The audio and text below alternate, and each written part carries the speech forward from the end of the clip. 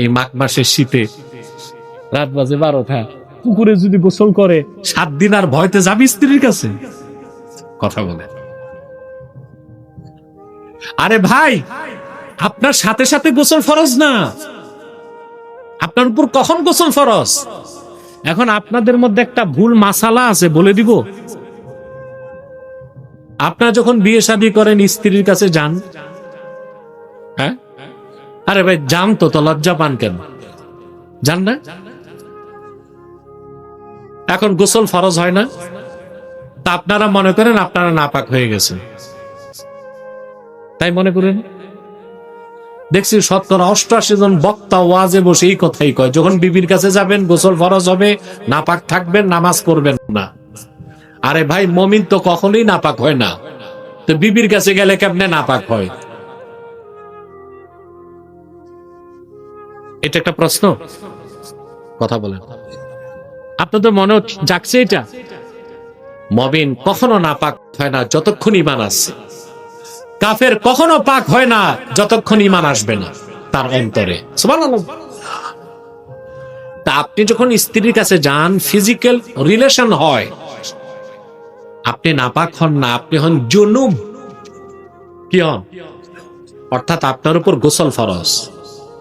গোসল ফরজ হওয়ার মানে এই না যে আপনি নাপাক। আপনার উপর কি গোসল কি?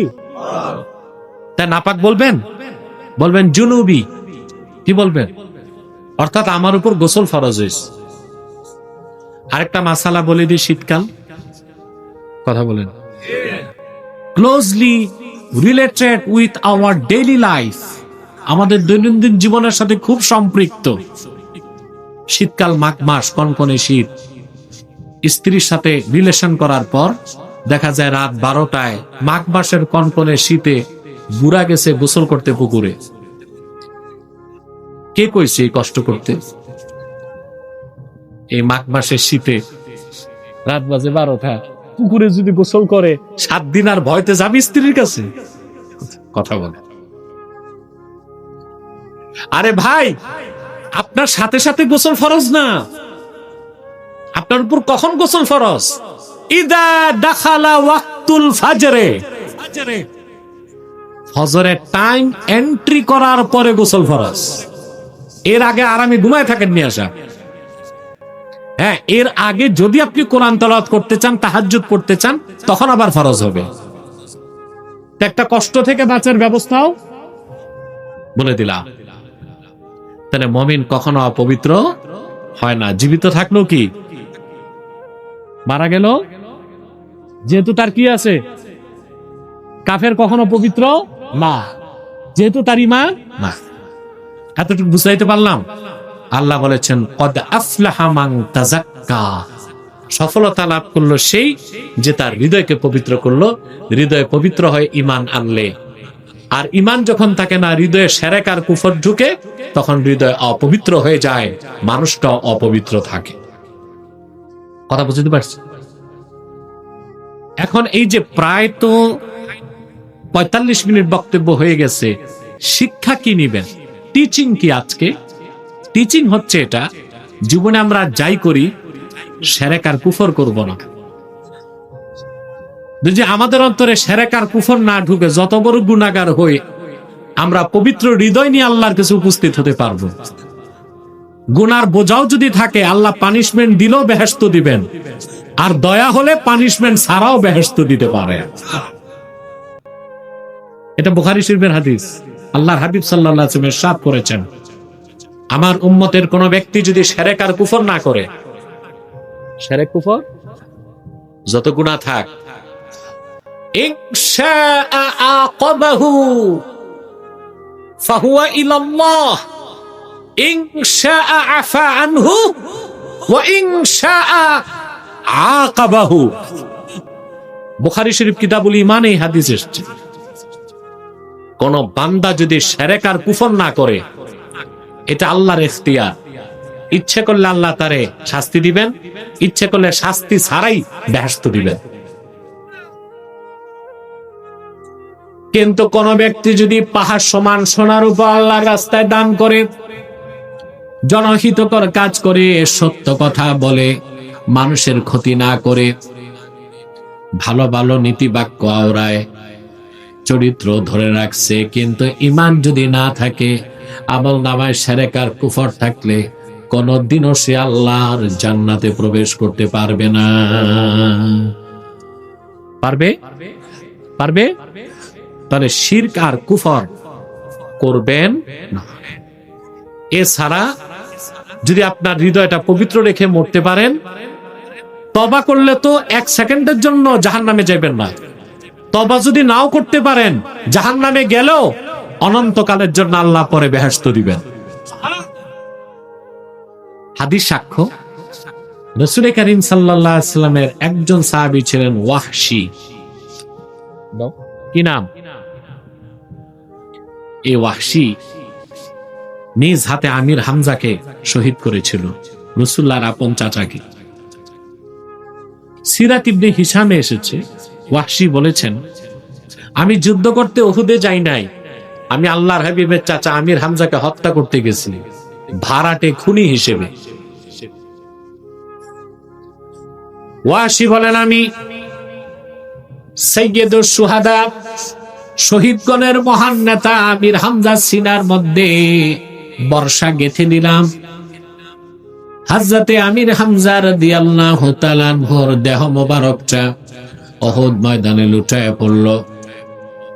আবু জাহেলের স্ত্রী হিংস্র নারী নষ্টা ভ্রষ্টা সেজে আমির হামজার সিনাটা বিতীর্ণ করে কাঁচা কলিজা বের করে চর্বণ করেছে। হযরতে আমির হামজার নাক কান কেটে মালা পরিধান করে উল্লাস করেছে। উহুদ ময়দানে আল্লাহর হাবিবের দাঁত শহীদ হয়েছিল, কিন্তু আল্লাহর হাবিব এত বেশি ব্যথা পান নাই। উহুদ ময়দানে আপন চাচা আমির হামজার শাহাদাতের দৃশ্য দেখে রাসূলুল্লাহ জি ব্যথা পেয়েছিলেন। ওয়াহশী বলেন, মক্কা বিজয় হয়ে গেল, দলে দলে লোক ইসলাম গ্রহণ করে মুসলমান হচ্ছে। আমি মক্কা ছেড়ে পালিয়ে যেতে লাগলাম। লোকেরা আমাকে বলল, ওয়াহশী আইনা তুরিদু, কোথায় যাও, কোথায় পালাও? আমি বললাম, মক্কা ছেড়ে চলে যাচ্ছি, কারণ প্রতিটা মানুষ ক্ষমা পেতে পারে, আমি জানি আমি ক্ষমা পাওয়ার যোগ্যতা রাখি না। মক্কার লোকেরা বলল, রে ওয়াহশী, একবার রাহমাতুল লিল আলামিনের কদমে চলে যাও, মুহূর্তেই তোমার মতো অপরাধীরে তিনি মাফ করে দিতে পারে। ওয়াহশী বলেন, আমি হাবিব সাল্লাল্লাহু আলাইহি ওয়াসাল্লামের সামনে উপস্থিত হলাম।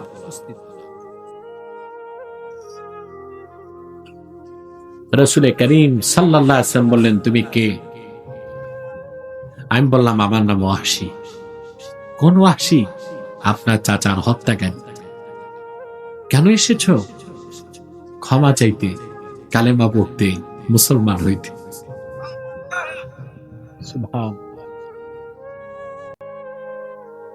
আল্লাহর হাবিব সাল্লাল্লাহু আলাইহি ওয়াসাল্লাম বললেন, আমি কখনোই চাই নাই তুমি আমার কাছে আসো, কিন্তু যেহেতু চলেই এসেছো, ক্ষমাও করে দিলাম, আর তোমার জন্য ইসলামের দরজাও খোলা আছে। ওয়াহশী বললেন, ইয়া রাসূলুল্লাহ, ইয়া হাবিবাল্লাহ, লা উসলিমু হাত্তা আসমা'a কালামাল্লাহ, ততক্ষণ পর্যন্ত আমি মুসলিম হব না যতক্ষণ না আল্লাহ রাব্বুল আলামিন ওহীর মাধ্যমে না জানাবেন আমি ঈমান আনলে তিনি আমারে মাফ করবেন। সুবহানাল্লাহ বলবেন না?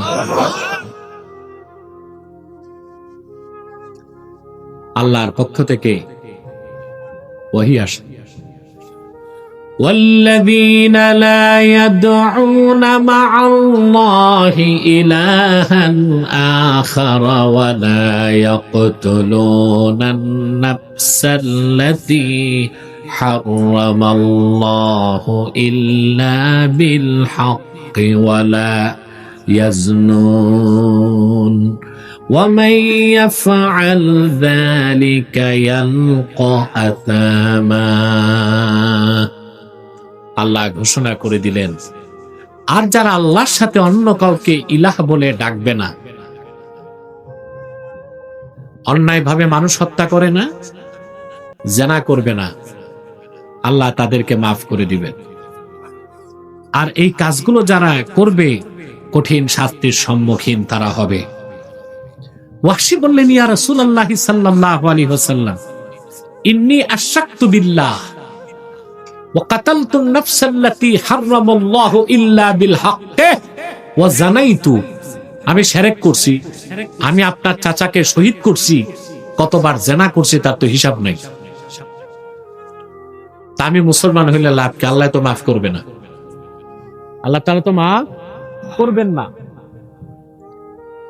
আবার আয়াত নাজিল হয়ে গেল, ইল্লা মান তাবা ওয়া আমানা ওয়া আমিলা আমালান সালিহান ফাউলাইকা ইউবাদদিলুল্লাহু সাইয়্যাতিহিম হাসানাত ওয়া কানা আল্লাহু গফুরার রহিমা। আল্লাহ রাব্বুল আলামিন আবার ঘোষণা করলেন, ইল্লা মান তাবা ওয়া আমানা ওয়া আমিলা আমালান সালিহা, তবে ওইসব কাফের মুশরিকদের মধ্যে যে তওবা করবে, ঈমান এনে হৃদয়কে পবিত্র করবে, সুবহানাল্লাহ কইবেন না, অতঃপর নেক আমল করবে, ওই রকম প্রত্যেক মানুষকে আল্লাহ ক্ষমা করে দিবেন, তাদের গুনাহগুলোকে আল্লাহ পাক নেকের দ্বারা বদল করে দিবেন। সুবহানাল্লাহ। ওয়াহশী বললেন, ইয়া রাসূলুল্লাহ সাল্লাল্লাহু আলাইহি সাল্লাম, এখন আমি মুসলিম হতে পারছি না। আল্লাহর হাবিব বললেন, কেন? তিনি বললেন, ইন্নী আরা ফীহি শারতান ফাহুয়াল আমালুস সালিহ। আল্লাহ তো শর্ত দিয়েছেন, ঈমান আনার পর নেক আমল করতে হবে। আমি ঈমান আনবো, মুসলমান হব, কিন্তু নেক আমলের ভরসা নেই। সুবহানাল্লাহ।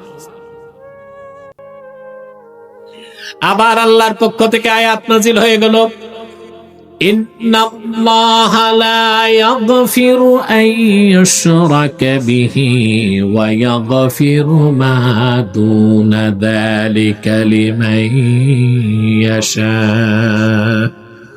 আল্লাহ রাব্বুল আলামিন ঘোষণা করে দিলেন, নিশ্চয় আল্লাহ রাব্বুল আলামিন, আল্লাহর সঙ্গে কেউ যদি শরীক করে কাউকে, কোনো মানুষকে, কোনো বস্তুকে, কোনো ব্যক্তিকে, অর্থাৎ শিরকের গুনাহ করে কিংবা কুফরের গুনাহ করে, ওই রকম কাফের মুশরিককে আল্লাহ কখনো ক্ষমা করবেন না। এছাড়া বান্দা যত বড় গুনাহ করুক না কেন, আল্লাহ যাকে খুশি তারে মাফ করে দিবেন।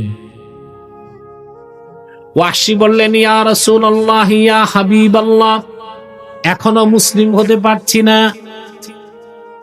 আল্লাহর হাবিব বললেন, কেন?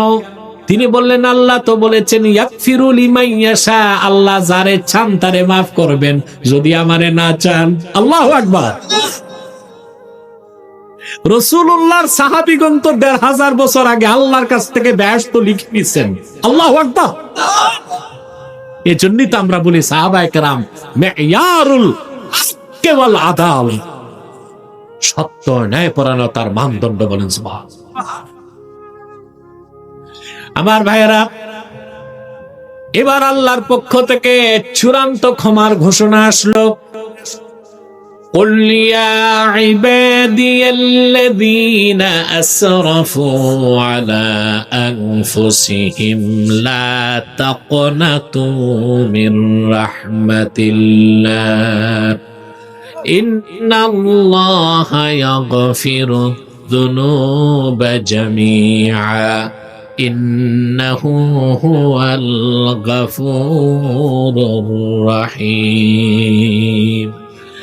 আল্লাহ রাব্বুল আলামিন ঘোষণা করে দিলেন, প্রিয় হাবিব মুহাম্মদ সাল্লাল্লাহু আলাইহি ওয়াসাল্লাম, আপনি ডাক দিয়ে বলুন, হে আমার বান্দারা, তোমরা যারা জুলুম করেছো নিজেদের উপর, আল্লাহর রহমত থেকে নিরাশ হয়ো না। আল্লাহ রাব্বুল আলামিন তোমাদের জিন্দেগীর সব গুনাহগুলো মাফ করে দিবেন, তিনি গফুরুর রহিম।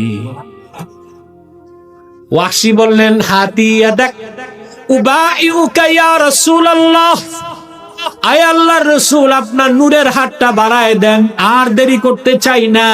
সেই হাতে হাত রেখে আপনার দিনের কালেমা পড়ে আমি মুসলমান হয়ে যেতে চাই। সুবহান। আমরা কি শিখলাম? হৃদয় পবিত্র করতে হবে। হৃদয় পবিত্র হয় শুধু ঈমান দিয়ে। এজন্য মুমিন পবিত্র, আর কাফের কখনো পবিত্র হইতে পারে না। আপনি যদি শিরক বা কুফর করেন, ঈমান চলে যাবে, হৃদয় অপবিত্র হয়ে যাবে। তাই জীবনে আর যাই করেন, ঈমান নষ্ট করবেন না, ঈমানটা ধরে রাখবেন। কথা বলেন। শিরকের গুনাহ করবেন না, কুফরের গুনাহ করবেন না। হৃদয়টা পবিত্র বলে গণ্য হবে। আল্লাহর কাছে আপনি গেলে ফার্স্ট চান্সেও মাফ পাইতে পারেন, সেকেন্ড চান্সেও মাফ পাইতে পারেন। সুবহানাল্লাহ। আল্লাহ রাব্বুল আলামিন কোরআন কারীমে বলেন, ইয়াউমা লা ইয়ানফাউ মালুন ওয়ালা বানুন ইল্লা মান আতাল্লাহা বিকলবিন সালিম। কিয়ামতের দিন সহায় সম্পদ, বিত্ত, বৈভব কোনো কাজেই আসবে না, বরং যে ব্যক্তি পবিত্র এবং পরিচ্ছন্ন হৃদয় নিয়ে আল্লাহর কাছে উপস্থিত হবে, তার কোনো চিন্তা নাই। সফলতার জন্য কয়টা কাজ? প্রথম কি? হৃদয় পবিত্র করা। তারপর পূর্ণ সফলতার জন্য আরো দুইটা কাজ। পূর্ণ সফলতা কেন বললেন? যার ঈমান ঠিক সে তো কোনো একদিন বেহেশতে যাবে, তবে শাস্তি হইতে পারে। কিন্তু ঈমান আনার পর আরো দুইটা কাজ যে করবে, তার কোনো শাস্তি নাই, ফার্স্ট চান্সে জান্নাত। আর আপনার কি বেহেশতে যাইতে একটু ট্রানজিট করবেন নি? আরে ভাই, মনে জাগতে তো পারে যারা ভ্রমণ বিলাসী, যে একদিন তো বেহেশতে যাবই, তো একটু জাহান্নামটা ঘুরা ফিরা দেখে নিলাম। আবু জাহেল, আবু লাহাবে কেমন আছে নাকি? না, আমরা সরাসরি বেহেশতে যেতে চাইলে পূর্ণ সফলতার জন্য আরো দুইটা কাজ আল্লাহ দিবেন। ওয়া যাকার আসমা রাব্বি, ঈমান আনলো, রবের নামের জিকির করবে। এখন জিকিরটা যে কি অর্থে আল্লাহ বলছে তা তো বুঝতে হবে। আমরা জিকির বুঝি না বাঙালি। পীরের কাছে যায় সবক নেয়, সকালে 10 মিনিট জিকির, বিকালে 10 মিনিট জিকির, মাঝখানে সকালে মোরাকাবা মুশাহাদা, বিকালে মোরাকাবা মুশাহাদা। কিন্তু সারাদিন দেখা যায় লেনদেন হারাম তরিকায়, সুদ খায়, ঘুষ খায়, পাল্লায় ওজনে কম দেয়, খাদ্যে ভেজাল মিশায়, আরেকজনের ক্ষেতের সীমানা ধাক্কাধাক্কি করে।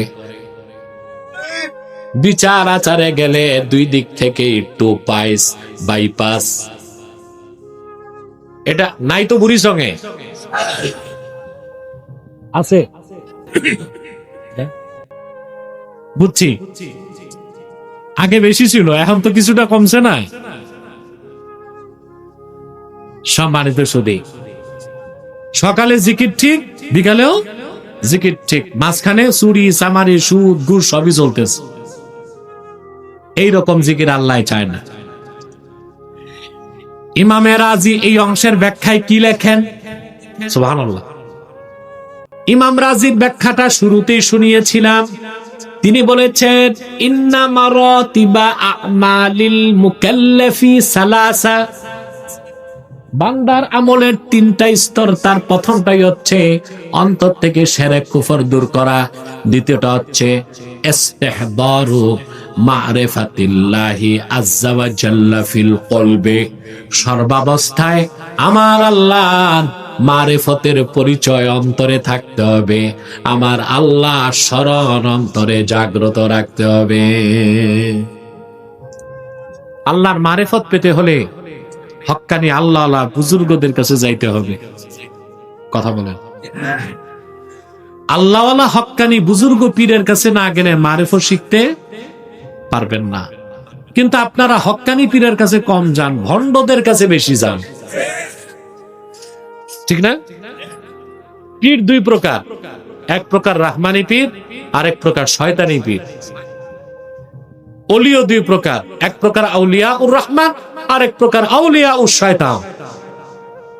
যে পীরের কাছে ঈমান নাই, আমল নাই, সুন্নতের চর্চা নাই, নামাজ নাই, জিকির নাই, মুরাকাবা নাই, শরীয়তের বিধান মানে না, গান বাদ্য একতারা দোতারা নিয়ে বসে থাকে, মাজারে সেজদা করে, পীরকে সেজদা করে।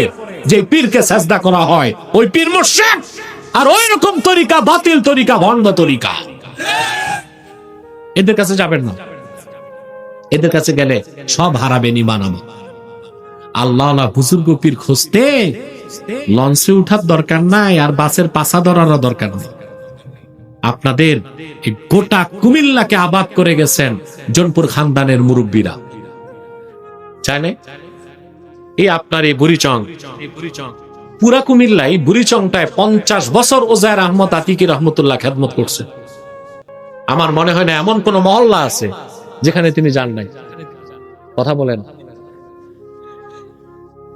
তো। জনপুর সিলসিলা, আমাদের মুরব্বীগণ যে সিলসিলার কাজ করে গেছেন, ওই খেদমত কি এখন নাই? ওনারই তো যোগ্য উত্তরসূরি আয়াজ আহমদ সিদ্দিকী জুবাইরি পীর সাহেব আসেন তো আপনাদের কাছে। এর জন্য বলছি, পীর ধরতে লঞ্চে উঠার দরকার নাই, বাসের টিকিটও দরকার নাই, হক্কানি পীর কাছেই আছে। আলহামদুলিল্লাহ বলুন। আরো আছে হক্কানি পীর, আরো আছে সমাজে দেশে। দেখে দেখে বায়াত নিবেন, ওই পীর দেখলেই দৌড় দিবেন না।